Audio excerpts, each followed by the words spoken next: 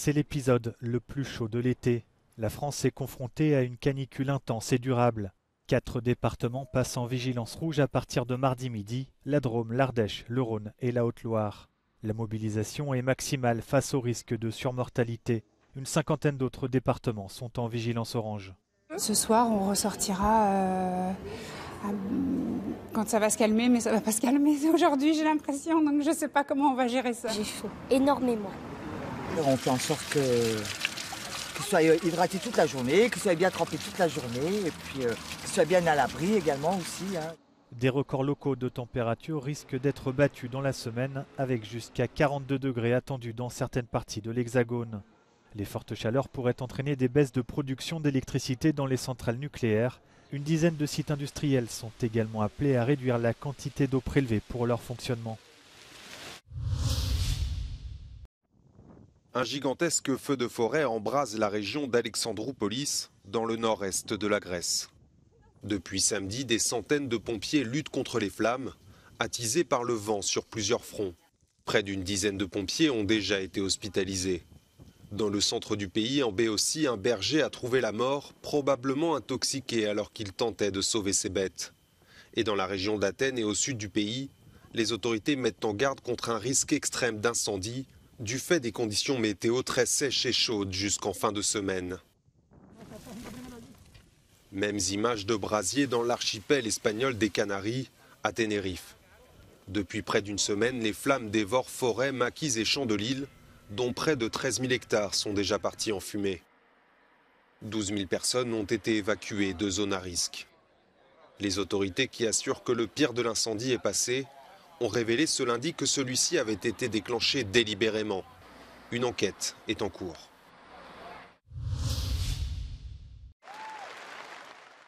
En visite à Copenhague ce lundi, le président ukrainien Volodymyr Zelensky a assuré que la Russie allait perdre la guerre.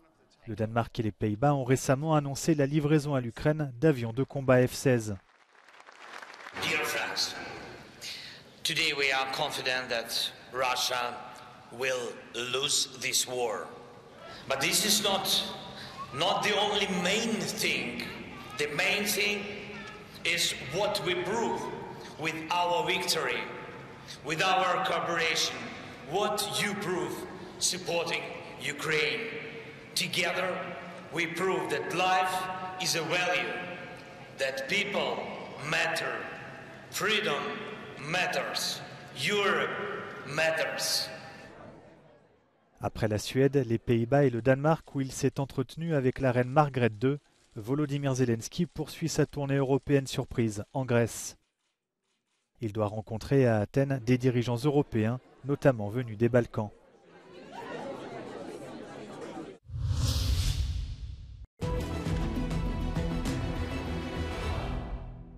Ukrainian forces conducted counter-offensive operations on at least 2 sectors of the front and advanced near Robotyne, according to the Institute for the Study of War and the geolocated footage. Kremlin-affiliated mill bloggers claimed that Ukrainian forces captured unspecified Russian positions west of Verbove.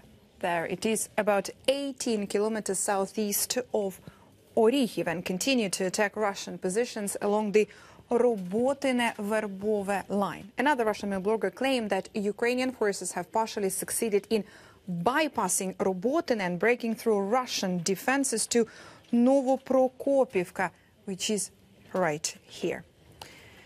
The Institute for the Study of War says Ukrainian strikes against Russian deep rear areas are generating discontent in the Russian info space and could threaten the stability of Russian defenses on multiple critical areas of the front.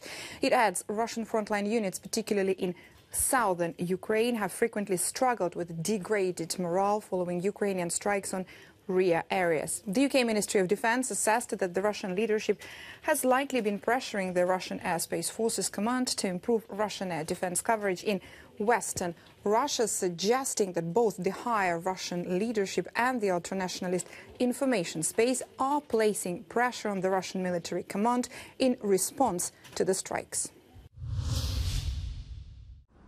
Il représente près d'un quart du PIB et 42% de la population de la planète.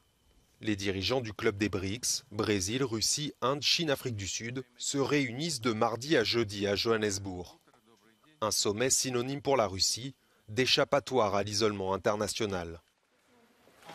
In this current geopolitical landscape where the West is seeking to isolate Russia, it's become very important for Russia to expand its linkages with the BRICS countries, but also their various regions. So, you know, because of the current conditions, BRICS has actually become even more important for Russia.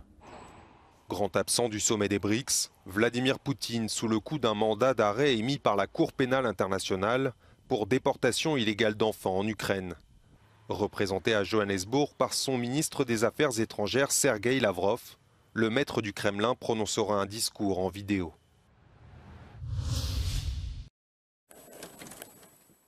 Une peine exceptionnelle à la hauteur de l'effroi provoqué par ces crimes. Une infirmière britannique, coupable du meurtre de 7 nouveau-nés et de plusieurs tentatives de meurtre dans l'hôpital de Chester, a été condamnée à la prison à vie sans libération possible à l'issue de 10 mois de procès. During the course of this trial, you have coldly denied any responsibility for your wrongdoing and sought to attribute some fault to others. You have no remorse. There are no mitigating factors. In their totality, the offences of murder and attempted murder were of exceptionally high seriousness, and just punishment, according to law, requires a whole life order. Entre 2015 et 2016, Lucy Letby a notamment injecté de l'air et des surdoses de lait dans l'estomac des jeunes victimes. Ce lundi, l'infirmière a refusé de comparaître lors de l'énoncé du verdict. La police continue d'enquêter sur des dizaines de cas suspects à la recherche d'éventuelles victimes supplémentaires.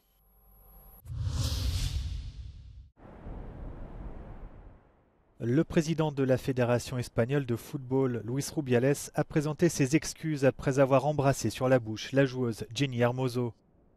Ce geste, intervenu après la finale de la Coupe du Monde féminine remportée par l'Espagne dimanche, a créé une vive polémique.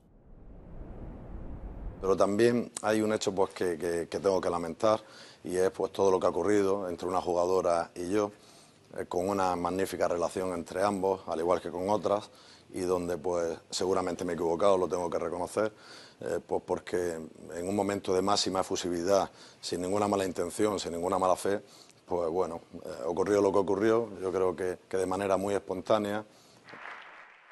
Dans un communiqué publié par la Fédération espagnole, la joueuse indique avoir une excellente relation avec Luis Rubiales et évoque un geste mutuel totalement spontané. Jenny Hermoso avait pourtant déclaré dans le vestiaire après la rencontre n'avoir pas aimé cela. It was a tournament that broke new ground, a first ever FIFA Women's World Cup on the continent and first time winners too. Australia and New Zealand will be remembered largely for the co-host's incredible run to the semi-final, which saw record-breaking TV viewerships here in the country. I spoke exclusively with the FIFA president Gianni Infantino and asked him about the legacy of the competition. I'm extremely happy, extremely proud. This 2023 FIFA Women's World Cup has simply been the greatest, the best FIFA Women's World Cup ever. Great atmosphere, full stadiums, in the streets, everywhere. The people joyful, happy. Australia and New Zealand have been really fantastic hosts back home. 2 billion viewers in the stadiums, 2 million viewers. Many records were broken, surprises, results that we couldn't expect. 8 newcomers, a new world champion. I mean, what do you want more? Going forward, what would you say is the legacy of this competition? Well, I think this FIFA Women's World Cup has really had a transformational impact in society, definitely. Down under in Australia and New Zealand, that's what everyone here is telling me, but even globally, people are now viewing women's football in a completely different way, because for many it was maybe the first time that they were watching a game, and they see that actually it's It's a great sport, great athletes, great technical skills, great tactical skills, great emotions, great passion. The same as for the men. And with an extremely joyful atmosphere. So I think that everyone is looking now at women's football in a completely different way. And this is exactly what we wanted to achieve. And from here, we move to the next level. And is that level, would you say now, in terms of the record-breaking figures that we've seen so far in this competition, do you think we'll ever, or do you envisage a time where as many eyes are on this competition in terms of the viewing numbers as on the men's World Cups of the past? Well, I think the future is definitely for women's football, and it's not just a PR thing. It's not just something that we say. It's really the facts and the figures which show it. And you know, half of the world population are women. So it is obvious that this is going to grow. This is going to prosper, and you know, I mean, already now there are not many men's competitions which can compete with this FIFA Women's World Cup.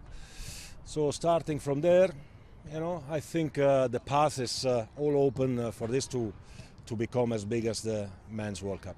Really appreciate your time. Thank you very much. Thank you. Thank you so much. Thanks, Gianni. Thank you. So the FIFA president is bullish about the future of women's football. Over here, it would seem that the tournament has transformed the mindset of the sport. The location of the next World Cup yet to be decided, but whoever the hosts are, there'll be an expectation that 2027 is even bigger than what we've seen here in both Australia and New Zealand. Sam Ashu for Euronews in Sydney.